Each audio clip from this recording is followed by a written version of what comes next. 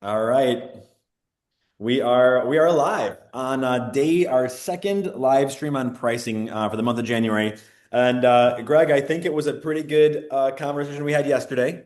Yeah. And we talked a lot about philosophical stuff. Yeah. We Yeah. talked about pricing, like the relationship elements of pricing and dealing with people who are shifting in their seats if you give them the wrong price. And today we want to jump in and have a little bit different conversation. So we have a guest here with us today, Jeff Blahnik. For those of you who don't know Jeff was one of the founders of Five Star Real Estate back in 1996, along with Greg. So Jeff goes way back. He's got over 40. Jeff, how many years in the business are you? 40, 45, 47? 45 going on 46. Going on 46 years in the business, sold multiple thousands of homes in your career. You've had several years, quite a few years with over 100 closed transactions per year. So you've got massive amounts of experience. And so we thought, who better than Jeff to jump into our first kind of conversation, a little more nitty gritty today on how you approach pricing and people. So we're just going to kind of pepper you with some questions and maybe we'll even, and I want to say this too, if anyone has any questions from the audience, please just fire questions in. And again, I want to be clear too that these conversations we're going to have today are universal, whether you're in Detroit or you're in Florida or Grand Rapids or Tampa or St. Pete or Cape Coral. It's all that matters is how you approach the inventory, the pricing. It's all going to be kind of universal, and everyone's market's a little different. This can be applied universally. So that's where I kind of want to go, just real quickly here. So, hey Greg, let's fire one. Let's fire a question off to Jeff, or Yeah. let's All cue right. him up here. Yeah, I'm looking forward to this. I don't get a chance to talk with Jeff as much as I used to, but I know that he is the consummate expert when it comes to pricing and communicating with sellers. And I know that he has specialized in listings over the years. And so I thought it would be a great opportunity for the multitude of different agents that we have in Five Star at all different levels. We've got people that are brand new. We've got people that have got 40 years plus experience. We know after yesterday's conversation, Paul and Jeff, that we have probably 85% of the agents in Five Star were not in the business in 2011. And so that means then that they've only anybody that's joined us in 2012 or after has only seen prices accelerating and going off the chart every year. You could misprice it and eventually you'd get there because prices were going up so fast.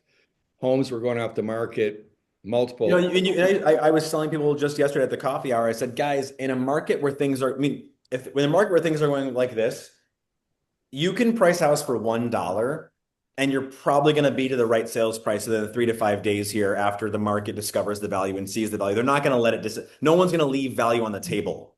So, first Um, question, Jeff, is it harder to price a home today than it was 20 years ago? 20 years ago, 2005. I would say right now it's probably easier to price a home now than it was then because we have so much less inventory. Back Uh, then, we had 5 to 6 months of inventory. You would list a property and you might see it on the market for 2 to 3 months and you might do a price adjustment or two. In the last 4 or 5 years, it's like you list a house, especially in the spring market, and it isn't 4 or 5 months. It's 2 months of supply tops, more like a month and a half tops, and on the market for 4 or 5 days. So I think pricing now is actually easier, although in the last year it's gotten a little more challenging. Like you said, Greg, you could put something on the market and the market would catch up to it. yeah. Right now, you really want to mind your P's and Q's, study your comps, and educate your people that you want to price real close to where it belongs because you're probably going to get better activity and multiple offers than if you try to shoot for the moon and then you get a little stale on the market because people realize you're priced a little rich. mhm. So what's your prep work before you go in to the listing? What information are you going to gather? Well, I will go online and I'll gather the city stats from the township, the city, whatever. I'll also pull comps and I'll pull a lot of comps. And then I'll discard the ones that make no sense. but I gather all the information because when I show up, if they mention a house, I want to know about it. And so when I walk in, I don't want this to sound smart, but a lot of times I know as much or more about their house statistically than they do. Um, I also will go to look to see if there's a previous listing sheet from a previous purchase, because Mm. that gives me a lot of information as well. Sometimes the city stats don't tell you there's a finished basement. You go pull the old listing sheet and there it is. Do you still ask the title company to pull a listing package? I don't do that much anymore. I used to do that religiously, uh, but I don't do that much anymore because I have so much access to city stats as opposed to the way it used to be where you couldn't go online and just grab everything. So if you're doing the comps up front, to be able to discard, you obviously, I think what you're doing, and I think I've done this myself, I'm trying to narrow the target down, right? Yes. Obvious things that don't seem to have any relevance, I'm going to remove those. And I'm kind of circling the wagons a little bit around where I think that price is, right? Yes, and when you can go pull a previous listing, that really helps you do that. The Yeah. other thing, the other thing I will do, depending on where the property is and whatnot, I will try to get a drive-by to get eyes on the property. Ah, Sometimes you drive by a property and you see the yard is pristine, the sidewalk is edged, the driveway's edged, Mhm. and you know what you're walking into. Yeah. Sometimes you drive by and you go, oh my gosh, don't these guys have a lawnmower? I Hmm. mean, and so you get a very different sense of what that house is going to look like inside. So I like to get a drive by. I also like just to get a sense of what does that street look like? What does the rest of the neighborhood look like? I think eyes on the target before you get there and before you have your appointment can be a real plus. so Yeah. really then, so really then, the further away the house is, it's almost even more important to hop in the car and take that drive. Absolutely. Yeah. If I'm doing something on Ada Drive later tomorrow, and I've been out there and whatnot, but I drove the neighborhood in advance. One of the other things when I'm going to go a distance away, I will I'll reach out to people I know that do stuff in that particular neighborhood or that area. Like I was working on something on 4 Mile and I called John Dorn. Working on this one on Ada Drive, I called Danielle Robinson. Yeah. So Hmm. let me add a point to this because I think that philosophically, again, which I like to deal with the philosophics, I guess, but to do that, you have to have good relationships with agents. Have good relationships with agents, they're not going to talk to you. They're not going to give you much. But if you treat people professionally along the way and build those relationships, they can turn out to be helpful for you in the future, correct? Lesson from Bud Brassick, who is now 86 years old and still practicing real estate. When I was 2 years into the business, he pulled me aside and he had a conversation with me. And he said, Jeff, I think you might be in this business for a while. That was 43 years ago. And he said, I want to share something with you. And he said, when you're working with agents, you want to be careful how you treat them because you may be on the listing side one time and you may be on the buyer side the other time, and you may really need that agent. And he said, if you haven't treated them well, they're going to remember that. And Hmm. so he said, you really want to pay attention to how you treat the agents that are going to be here. He said, Hmm. let's face it, some people are in this business for 3 months, 6 months, a year, maybe two, but the serious career professionals you want to have a good relationship with. So how you treat people matters. Jeff, really quick, I agree with you. I want to jump into something that because we've been in this interesting past 10 years. And again, I just want to be clear, like not every market's the same. There's certain markets that have tipped closer to a buyer's market in parts of Florida and other areas. But what are you actually looking at when you sit down at your computer and you start pulling your comps? Like run me through how you're narrowing it down. So let's just give you an example. I'm going to give you there's a two-story home. It's 4 years old. There's still new construction in the area. What are you doing to begin to price this house out? Like, what are you going to start looking for? I'm going to look at everything that's for sale, what the builder is doing in that neighborhood, what the price point is. When you get in those neighborhoods and you've got an existing, it's a little tough because so many people are looking at your existing and they're driving down and walking through the new one that's maybe a month from completion. And it's always the issue of when you're looking at homes that new, tipping to brand new is easy to do because the Hmm. wife walks in and she sees these beautiful cabinets. But she looks at her hubby and she says, I really had my heart set on cherry cabinets. And what does hubby say? Well, there's a vacant lot right there, honey. Let's Hmm. just have the builder build this floor plan because we already like it, but let's get the kitchen you want. So Hmm. when you have to be really careful about how much competition you're going to get from the builder because builders are doing some things on interest rate discounts. Eastbrook is, a few of the Yep. others are.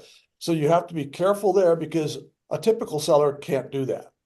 So Jeff, Hmm. the new build can be more competitive on price and rate than right. the existing home builder can So be. Now, one, how do you explain it to your sellers, Jeff, when they're like, "Well, we bought this home 3 years ago, and we thought we were going to be having a great investment here." How do you have that conversation with them about in that moment when you're going, "Yeah, but the reality is you have builders that are still competing against you right now." I use an analogy about the new car. You're buying a new car. You drive it off the lot, it's worth $10,000 less. So Hmm. you bought a new home, but it's a used home now. It's not a new home, and you can't compete with new home pricing, just like with cars. And so the flip side, of course, is you can help a buyer buy a house and get a better value on a house buying it 3 or 4 years old versus new sometimes. Hmm. So Right. it can cut both ways. Paul, let me Yeah. jump in You on have to, this. So one of the things that I'm sure that Jeff has done and I've done also is that I will tell the seller, I'll go look at what I've discovered is that buyers will pay probably 10 to 12% more to get a new home versus yours, even though yours is perfect. And the reason is they get to pick their own colors, their own floors, their own exterior, and there's at least a 10 to 12% value difference, I believe. If that house is 1 year old or 3 years old and it's perfect, you're never going to get what that builder's going to get because they get to make their own choices. well, I think that goes right back to the comment I made earlier about the wife that said, "Boy, I really had my heart set on cherry cabinets." Yeah. Well, then, honey, let's build on that lot right next door. Hmm. I think you're spot on, Greg. So taking this further, another angle here, Jeff, because again, in a market where we have a lot of people have joined the industry, sometimes that I've seen people trying to compare like a 1.5 story to a 2 story or a bi-level to a 2 story or even sometimes even a ranch to 2 story. And they're like, well, it's really, really nice and it's nearby. I'm like, I don't know that you can do that. I think it depends on how old the house is, how old the neighborhood is. The newer homes, you're going to be more comparing ranch and ranch, 2 story and 2 story. You get into the older neighborhoods, you have more flexibility and you have a question of Greg Carlson kept his house up to the nines and Paul Carlson let his house look like it's still 1972. Mhm. Those Accurate. those are two different worlds. And so the older the neighborhood, the more you have flexibility to look at this or that. And another thing I look at is bedrooms and baths. Is the walkout range finished with, another 1,000 square feet?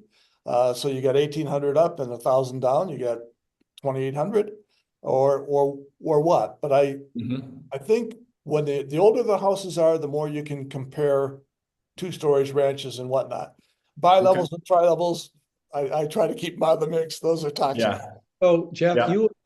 you've been involved in some new construction with condos and other things. So right now today, if somebody's building I understand that homes can go from probably I don't know if you can build a home anymore for $200 a square foot, but I know you can build one easily for 500. And but I also know that at 500, you're not going to get everything you want. That you would think at $500 a square foot, you might get everything you would ever want, but it doesn't work that way. So when you look at you've got a home, one guy's got the finished basement, one doesn't. They're the exact same home. What are you figuring now for 1,000 square foot basement that might be worth in terms of value? Depending on the age of the house, if it's a fairly new home, I'm going to say it's probably worth 50 grand. Okay. And if it's an older home, it might be 25. Hmm. A lot of it is condition. If somebody, again, if Greg Carlson really updated his basement and Paul didn't, apple and an orange. But if it's sharp, and so much of it goes to condition, and sometimes even just the furnishings will make Hmm. a place look better. I mean, that's why we stage homes sometimes. But I think I will give at least $50 a square foot, sometimes 75 to something that's newer and finished nicely.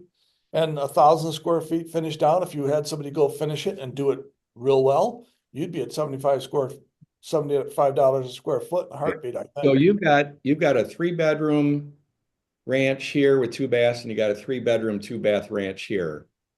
But the square footages are one's 1,200 and one's 1,500. How are you going to go about attacking that? Are you going to be able to get enough comps to show you what that real difference? I mean, how important is that 300 square feet if they both have 3 bedrooms and 2 baths? 300 square feet is a lot of space. And sometimes I will literally say to people that 300 square feet is those 2 bedrooms. Yeah. 300 square Yeah. feet is your whole living room and eating area. So that's that when you try to give it an analogy so they can put their eyes on a space and say, oh, that's how much difference this is between this house and that house. Hmm. That's one of the analogies I'll use is I'll just use literally that's 2 bedrooms. Or, if it's 150 square feet, that's your master bedroom. That's how much that matters. And And Yeah. vice and, versa. and I'll look at the comps to see how many square feet per comp. And I will literally very often on my comps, I'll circle square footage, year build, walkout, daylight, not walkout, not daylight. So I can draw their attention to those factors that impact value. Hey, Jeff, how often do you use price per square foot? Not terribly often. I watch it, but I don't use it a lot. Okay.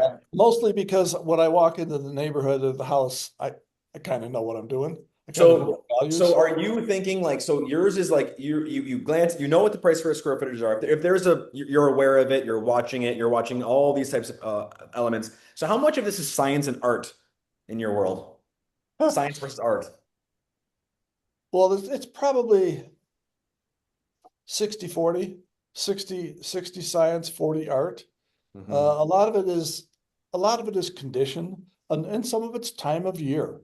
We're headed to the spring market, and I got to tell you, from mid-November to the end of December, I listed a bucket load of houses. I feel like the spring market started November 15th, opening day of Hmm. rifle season. Hmm. Hmm. And I think this spring we're going to be busier than most people would anticipate because all of a sudden I'm getting showings literally during the week of Christmas and New Year's on houses that were sitting quiet. Hmm. So time of year matters. So if I'm listing something October, November, I'm going to be much more conservative on where that pricing is going to be because I've seen, and Greg can tell you the standard flow of sales. Here's the spring and Oh, summer. you can see it I can show you the charts and you can see it. Yep. It's very And obvious. it's like year in, year out. It's the same thing. The best time to buy a home, October, November, December, if you're the buyer. Worst time to sell the house if you're the seller. Yeah. So time of year matters. I do pay attention to time of year. I do pay attention to condition, square footage, amenities, location. Some streets are just nicer than others. I mean, you can be in East Town and drive into East Grand Rapids and literally by street, you can see bump up, Yeah. bump up, bump up. Yeah. And you'd be familiar with that because you live over there. Let's Yeah. go to Paul. Let's move on to I I want, wanted to have Jeff talk a little bit about, setting the stage when you first talk with the people on the phone to set up the appointment. Is there anything specific that you're trying to get across there? And then also after that, when you arrive at the house and you're going to walk in, obviously you're going to be right on time because that's the way you are. You're Yeah. not going to be late, you're not going to be early, you're going to be right on time. And and then what is it that you want to do when you walk in that house? What are the first things that you're doing? So the phone call and entering the house. Okay. I get the appointment. Sometime I'll ask them on the phone, what are you thinking? Where are you going? What's the plan? Do you have a plan at this point? Just try to feel them out a little bit and see if I can get them to talk a little. When Little I get motive. there, the first thing I do when I get there, and this will sound silly, I look at their feet. Are there, And are their it shoes on or off? bingo. If their shoes are off, my shoes are off because Hmm. that's how they are. And so you don't want to insult them by wearing your shoes through their house. So that sounds silly, but that's what I do. And one of the other things I learned the hard way is I park on the street. I don't park in the driveway. Because sometimes they got a kid that's got to go to school or go to do something, and I got to move my car, and, Hmm. and that can be a great way to get an appointment screwed up. Uh, Hmm. but when I get there, I'll sit down at the kitchen table and we'll just start talking about this, that, and the other. I'll ask about the roof, windows, water in the basement. I always ask about water in the basement. All those kind of basic things. Then I kind of get into what would you like to do? Okay, are we going to Covenant Village? Are we going to whatever? Are we getting out of this, going to a house? Are we going out of state? Are we going to Florida? I like to know some of those things because you want to know where the motivation is. Okay, Do they that's what I already was have? going to say. Every one of those things was about motivation.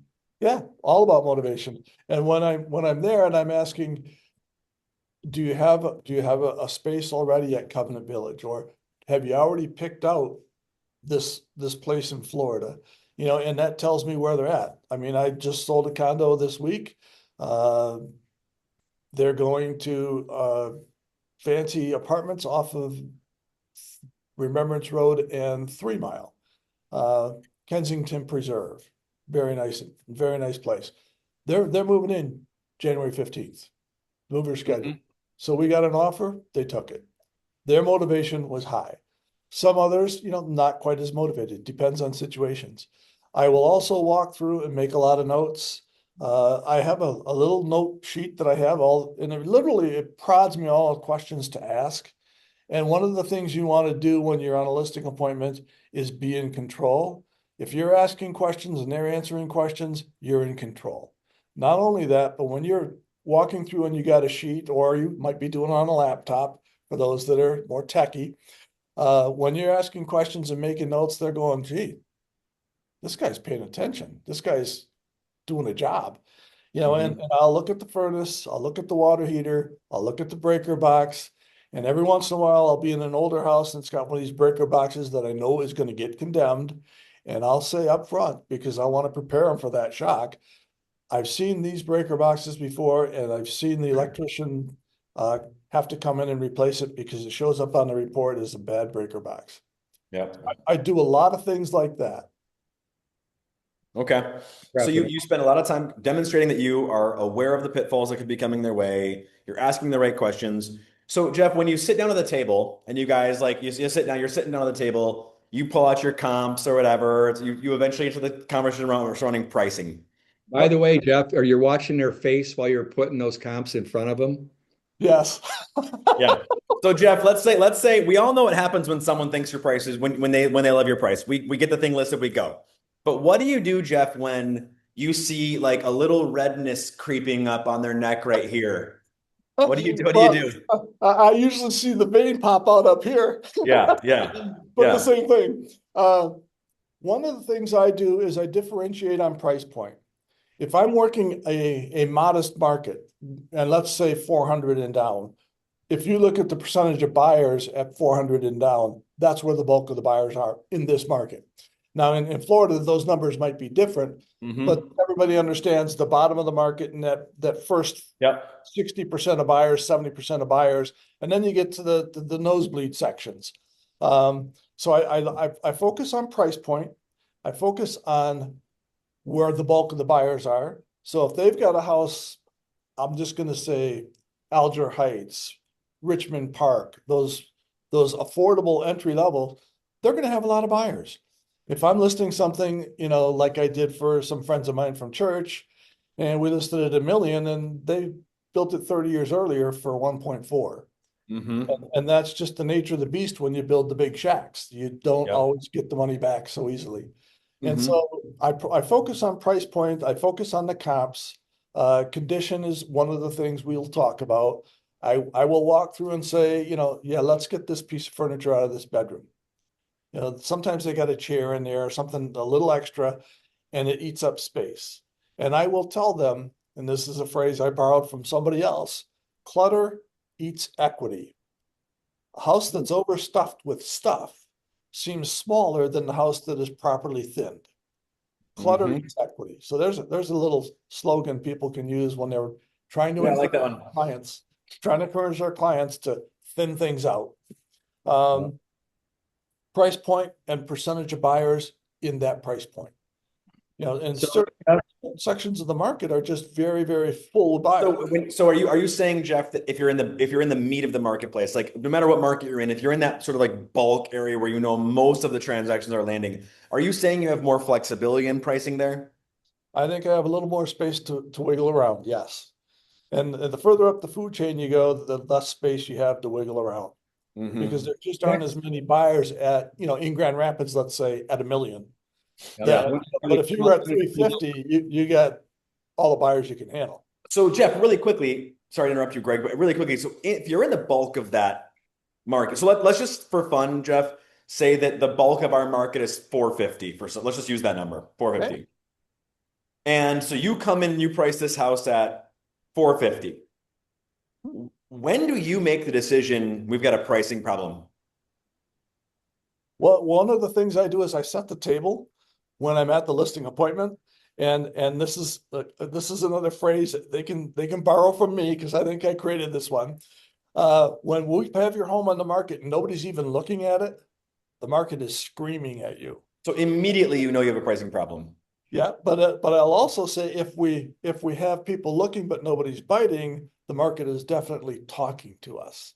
Hmm. So so I've already set the table. If we don't get anything going, I'll call them up and I'll say, you know, apparently the market's kind of screaming at us.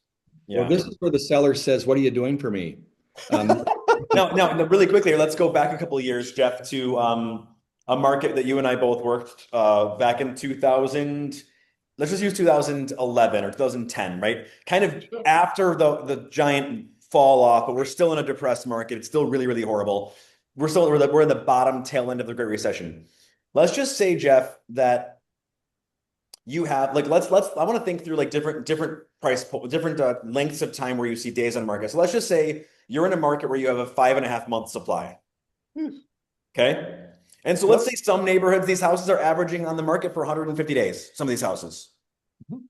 What, what's an acceptable amount of, like in your mind, and when you have a 5 month supply, you got these things are selling every 145 days. How are you navigating that with a seller right now at the listing appointment? What are you telling them that what our expectations should be? Like let's dig into like a specific scenario. I think I know what I would say, but I'm curious what you would say in that marketplace. What I do is in our marketplace now, I tell people if the home isn't sold in 30 days, we definitely have a pricing problem. And I will very often say, if we're 2 weeks out and we're not getting anything, we need to be already thinking about doing a price adjustment. Uh, Okay, so real quickly here. So in our market, Jeff, what are we right now? 1.5, 2 month supply, 2.5 month supply? I think 1.5 to 2. Okay, And so you're a basically lot of saying if the month supply is 2 months, we should be sold in the month. if the month supply is 2 months and you're on the market a month, you probably got to adjust your price. Okay. what do you tell Jeff? Here's what another thing that I've done is I said, look at if one of the things that's going to happen here is the market's going to talk back to us, right?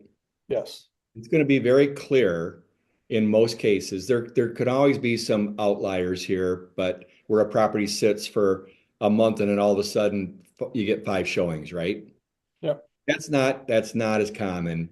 So, but you have that moment I would say to the seller something along the lines of, "Hey, we should know in a couple of weeks, maybe three, and I'm flexible in this area, but at some point we go, we haven't had any showings, or two, we've had several showings and no offers. Mhm. Where do you go?" Well, you've just talked about my screaming market and my talking market.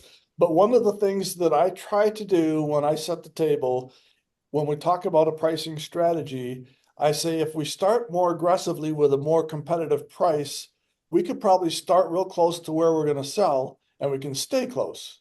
If we start high, we're probably gonna stagnate. And, Don't Right. and, and nobody wants to stagnate. comp sell? Pardon? Don't we help the other comp sell when we price it too high? If we price too high, yeah, that's what happens. Yeah, if you've got a stale listing there, I'm using you as what not to do.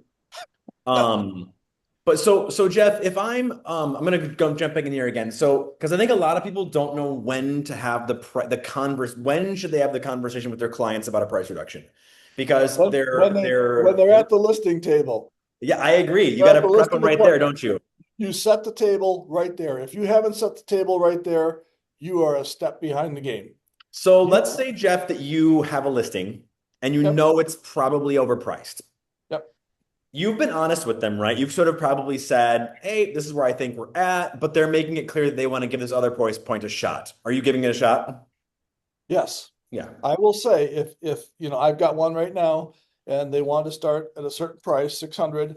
I said, I think that's rich, but let's take it for a walk for a little while and see what the Mhm. market tells us. Mhm. And what I've just done is I blamed it on the market.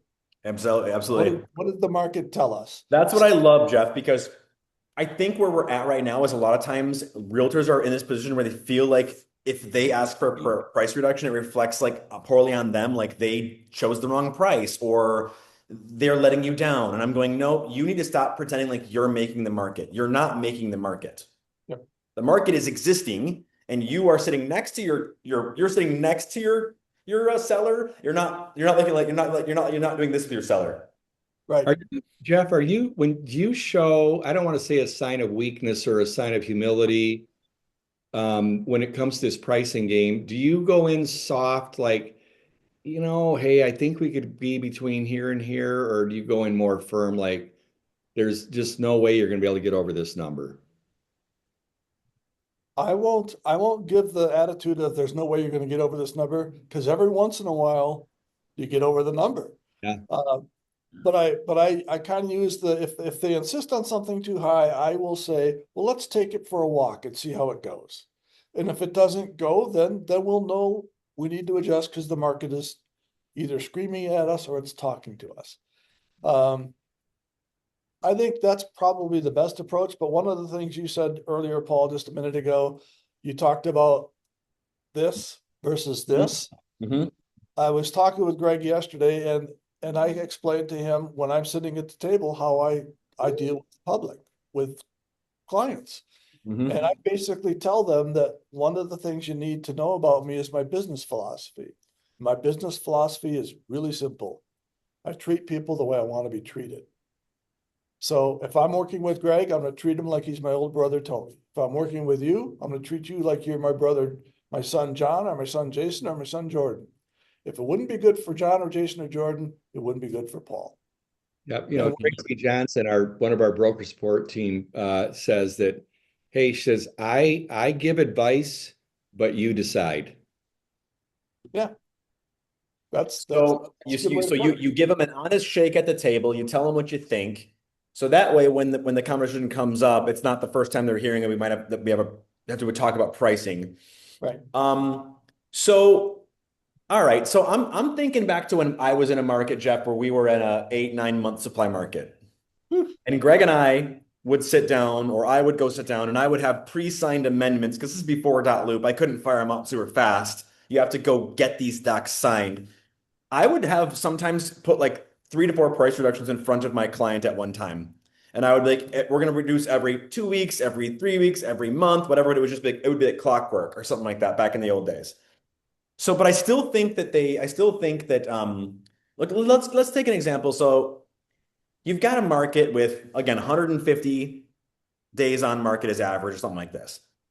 Are you ready? Are you going to let this go 2 weeks, 3 weeks, 4 weeks before you just price? Or does it depend on where you start? Like, how do you approach this? When do you decide it's the first time to really go, okay, guys, we're getting a couple showings, no bites. What would be the cutoff time where you're like, I have to have a pricing conversation?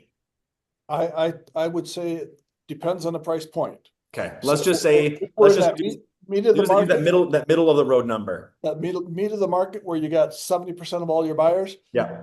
I probably would let them have a window of 3 to 4 weeks. Okay. If we're not getting a bite by then, the market is talking to us. No matter what market you're in, if you're not getting, because there's a price in every single market where you will sell. Yeah. Okay. And sometimes too, it's the luck of the draw. Time of year is key. Spring market versus October, November, December. Those are two different worlds. I mean, they might as well be a light year apart. We're Yeah. And getting price we're, point is key. we're getting close to the end here. We don't want to take up too much of your time. We appreciate you willingness to do this. Um, One of the things that, I think about is I think newer agents fail to understand the motivation and they end up working on something that doesn't have a prayer of ever selling. And they waste time and they think they've got something and they really don't.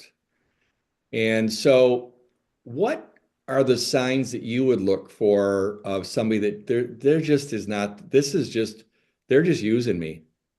And this isn't going anyplace. I'm never going to get paid. I want to be kind and nice about how I handle this, but what are those signals that if you can possibly quantify what would cause you to say, you know what? I don't think you guys are ready. I don't necessarily view it quite that way. Some people are certainly motivated for reasons. They're going to a condo, retirement home, they're transferred to Detroit or Chicago or whatever, or they're retired and they're headed to Florida. Um, Motivation matters, but if lack of motivation doesn't necessarily bother me as long as they're not putting an unreasonable expectation on me. Huh. And sometimes I'll say, if you want to do that, then we're just going to have to be very patient, anticipate we may not get one showing a month. But if you want to work at it slowly and easily, then I'll ride with it. But don't come to me and say, gee, what do we got to do? Yeah, The you're saying, hey, I'm matching your energy here, you know? the issue is going to be price. And if they insist on a price that's not going to be easy to get, then you have to be patient and they have to be patient. The other Yep. thing you want to do is you want to realize as long as you got a sign in the yard and you can use it for promotion, you may pick up other prospects from that property. So Right. So no listing is not as good as a listing. I actually Obviously, agree. I'd rather have but a obviously the one sign best on the price ground. listing, the best You know, price listing is the I best. remember Greg. You told me, Greg, there's a really busy street nearby, and Jeff, you know the one, Lake Michigan Drive. Yeah. And Greg's like, if I get a listing on that street, I don't care what the price is. I'm gonna get an 8 foot wide sign, slap my name on it. It's gonna sit in that front lawn as long as I can leave it there, right? And like Well, so, I don't think we should make a profession out of like having a bunch of doesn't listings that we don't doesn't sell. cost as much as the billboard I put up. Yeah, right.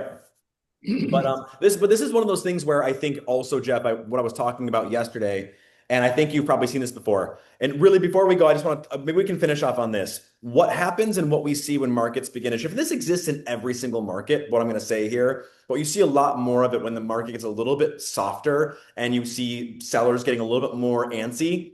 It's called buying the listing. And you know what I'm saying when someone buys the listing, right, Jeff? yep. So what buying the listing is when Jeff goes in and gives someone a realistic price, and the next realtor comes in and gives them an unrealistic price. And they get the seller excited about this unrealistic price, and then Jeff loses the listing because this unrealistic listing agent over here bought the listing by giving the buyer or the sellers an unrealistic price. And then the goal then of that purchased listing essentially is to beat them over the head with a mallet until you get them down to the right price and eventually sell it for what Jeff said it was worth. But how do And you but how do you that used to happen. prevent them from going that? How do you beat those people, Jeff, is the real question. How do you beat the person who's going to try to buy the listing? I will say, and this is again, you're sitting at the kitchen table and you've built some relationship, hopefully. I'll say, if you really want to start with this higher price, let's do it. And Mhm. and and then we get back to the screaming and talking conversation. And so I'll say, I'm willing to do this. I'm willing to give it my best shot. But if in 30 days, if we don't have anything going, then we're probably going to hear the market screaming at us. And the market screaming at us is telling us it's time to do the adjustment. I'm not typically inclined to let somebody buy the listing out from underneath me. Uh, So you're going to say up front, like, I'm willing to list at your price. Like you're basically like, I'm playing ball with you guys. So don't worry about that. yep, yep. You play ball, but you Yep. set the That's really screaming good and advice. talking conversation. That Yep. way, you're not losing a listing and you've been honest. Yep. And Yep. then you've already you've got the listing. I typically list for 6 months, and you've got it such that you've got them prepped. If we aren't getting anything in 30 days, we better start listening to Jeff. Yep. Yep. Well, I think So that's good advice. I don't let people buy listings out from under me.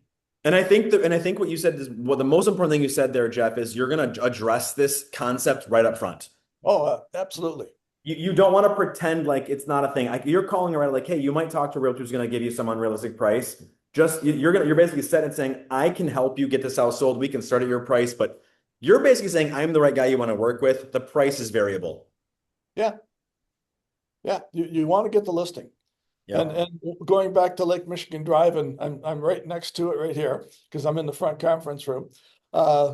I always make sure when I get my listing sold there that I get the sold sign up, and I leave it not just up till close, but until possession. Yeah. Right. Right. Yeah. Well, hey, I think we had a good session here. Hey Jeff, there might be a couple of questions rolling, and I know you're a Facebook guru over there. I know you're always on there. You're very good at it actually. Would you mind after this is done if maybe jump back in here and see if you have any questions on here? Because I know there's going to be a couple people who have some questions for you. Sure. Happy to do it. Well, Jeff, really appreciate you taking the time to share your wisdom with us. It's I can't think of anyone that has really much more experience than you. So we really appreciate it. So thank you. You're yeah, welcome. other than the two people we've got next week and the following week. Yeah, right. All right. All right. Thanks a lot. Thank All you. right. See you, Peace Jeff. out. Bye-bye. Bye.